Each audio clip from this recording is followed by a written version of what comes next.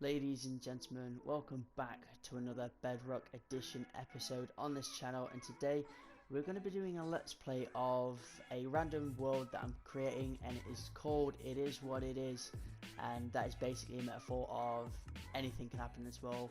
And yeah, with that being said, let's get right into it. The first thing I noticed when I spawned into the world was a village, but the only thing I wanted to focus on was getting wood and cobblestone.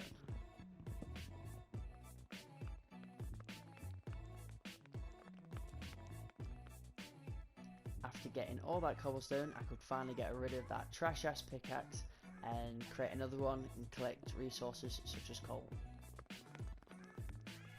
After gathering all of that coal, I decided to go on top of the mountain and look for an area which suits my building technique. This is one of the main things that I said you need to do to be able to survive comfortably within Minecraft on my previous episode. I seen this big open area on top of the hill where it's loads of open land and there's so much actual potential with this world, and as you can see I was quite happy. I placed down that tree and I noticed some chickens nearby, so I thought I'd capture them and turn them into loads of little incest babies by putting them straight into that hole.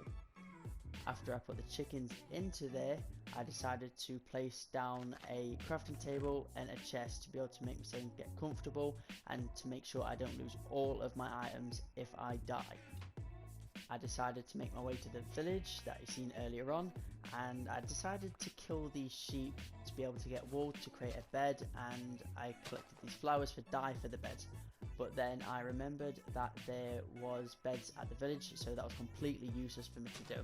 The main reason why I wanted to actually come to the village was to be able to collect food from all of these hay bales, and the hay bales will allow me to get bread. After getting those hay bales, I seen this iron golem, so I thought I'd attack him, build a 3-block tower, which is the safe zone for an iron golem, kill him, mine back down the tower, and then after I killed him, I spotted this blacksmith in this sand biome. I didn't get much from this blacksmith at all. I only got a few apples, a bit of armor and a saddle. I made my way back to the actual location of my home base area, placed down my bed, set my spawn, and I actually lit up the area. After lighting up the area, I saw another chicken, so I thought I'd add him to my little incest pit over there. Bish bash bosh, he's in there and incesting around. After doing that, I decided to light up in the next day, and I noticed this little cave here, so I decided to dig that out. And when I got down there, I actually found some iron, which was actually quite useful, and I thought this is a good place for me to actually start my mine. I started going mining, and I actually bumped into a mine shaft. And as your first thought of a mine shaft would be, right, I'm not well equipped now, I'll decide to play it safe. Not for me. I decided to break these fence gates and just go straight for it. It did actually benefit me throughout. I did not get hurt whatsoever, and by the end of it I found a massive ravine which had a few different resources in it, such as iron, gold and copper and coal. There was a few glowing squids in there. After smelting all of my iron, I decided to make myself some iron armor and a full set of iron tools, which would be a good day's graft for me. After coming out of the mine, I decided to actually start on my base.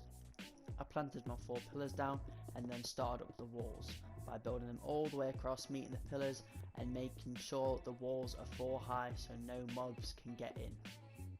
With all of those walls now complete and looking mighty fine, I wanted to start building on my house, and this was going to be a 2-story house with 1 set of stairs. So after a bit more resource gathering, a bit more building, my bottom floor was complete, and one thing led to another.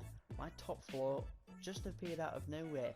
So with that, my house was actually looking quite ugly on its own, and I was thinking after that I'll get some glass, smelt the glass to then try and improve the look of the house. But it needed something else. It needed a bit extra. I think this needed an extension with loads of little features to give it that pop.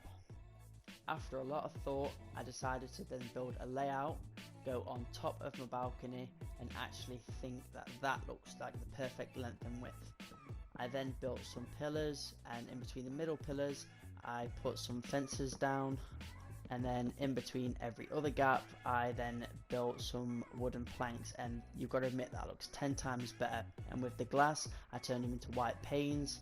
I started torching up the whole area, planted the glass panes down, and then after I did all of that I then did an overview of my actual base, and that looks 10 times better. I decided to add these into the corner of the actual building to give them a bit more of a round appearance, and I've got to admit that even blows my mind on how much of a difference that can actually make. But one thing didn't sit right with me. There was no cows in that pen.